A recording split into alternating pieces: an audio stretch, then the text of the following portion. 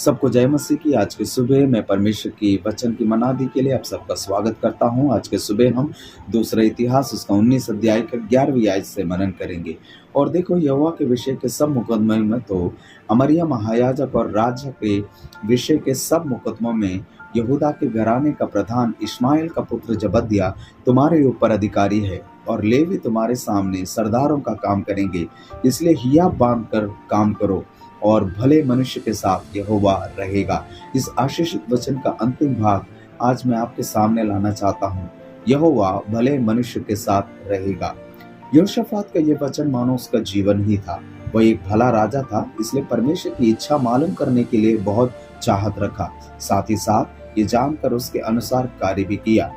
ये बात हम वचन में भी देख सकते हैं कि वो बाल देवताओं को छोड़कर अपने पिता का परमेश्वर की खोज करके और उसकी आज्ञाओं को मानकर चलता रहा। इस कारण परमेश्वर ने उसे और उसके राज्य को सिद्ध किया, और बहुतेरे उसके लिए भेंट लाया करते थे। इसी प्रकार धन और आदर में वो समृद्ध होता चला गया। आत्मिक बातों की देखरेख के लिए, आत्मिक लोगों को सिखाने के लिए लेवियों को, याजकों को यहोशाफात ने नियुक्त किया। साथ ही साथ शहर शहर परमेश्वर के वचन की घोषणा कराया। इस कारण परमेश्वर ने उसे उसके शत्रुओं के हाथ से कई बार बचाया। परमेश्वर ने यहोशाफात को बड़े बड़े गढ़ और भंडारघर बनाने के लिए साथ दिया।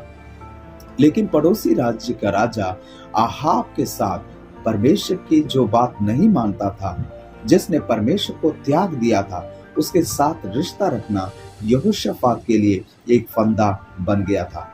परमेश्वर से नफरत करने वालों के साथ में प्रेम का रिश्ता रखना सही नहीं है।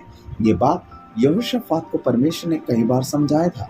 प्रियो, यहोशाफात भलाई का काम करने के लिए इच्छा रखकर उसे कई बार करने के साथ उसके जाने अनजाने में उसी के जीवन से ऐसे काम कर बैठा जो परमेश्वर को नापसंद थी।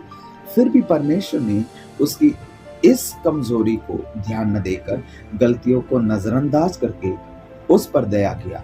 परमेश्वर का यह काम सोचने वाली है। हम अच्छे बन सकते हैं। हम एक ऐसा हृदय अपने में तैयार कर सकते हैं जो दूसरों की मदद करती है। जो कार्य परमेश्वर ने हमें करने को सौंप रखा है, उसे बखूबी से, परिपक्वता से, ईमानदारी से करें। यहोशाफात के समान जो एक अच्छा राजा था, न्यायी था, कभी भी अन्याय करना नहीं चाहा। देश में नियुक्त किए हर एक न्यायी को उन्होंने निर्देश दिए कि परमेश्वर के प्रति भय हमेशा हमारे जीवन में होनी चाहिए। आज की सुबह इस वचन के अनुसार हम अपने आप को परमेश्वर की हुजूरी में समर्पित करें। कभी भी ये गलत धारणा हमारे भीतर आने ना दे कि मैं सिद्ध हूँ, मैं अच्छा काम करने वाली हूँ। भले काम करने के लिए हम खुद को समर्पित करना है। इसी समय कई बार हमारे जीवन में हमने गलतियां किया है। इस सत्य को पहचान कर परमेश्वर के सामने हम अपने आप को मानना है, हमारी गलतियों को मानना है, अपने आप को समर्पित करना है। परमेश्वर का अनुग्रह हम पर इसलिए नहीं आया क्योंकि हम सिद्ध थे, लेकिन जब हमने सिद्ध बनने की कोशिश की, कई बार गलतियां होने पर भी परमेश्वर इन बातों को भूलकर हम पर दया किया। हम कमजोर हैं, फिर भी परमेश्वर की दया हमारे ऊपर होगी। इसलिए आइए हम हमारे कमजोरियों का अंगीकार करें, कमियों को बोले, पश्चाताप और दर्द का एक हृदय वो हमें दे। परमेश्वर के करुणा में भरोसा रखे और उसके तले आए और अपने आप को समर्पित करे, उसका शरण ले। हमारे कमियों के बजाय परमेश्वर की दया हमारे ऊपर बड़ी है। प्रभु हमें इन वचनों से आशीष करे। आइए प्रार्थना करें। प्यारे परमेश्वर पिता, धन्यवाद करते हैं आज के सुंदर समय के लिए जो आपने हमें दिया। प्रभु जी, जैसे हमने मनन किया कि भले लोगों के साथ आप रहता है, यहोशाफात के समान एक भला हृदय हमारे जीवन में दे।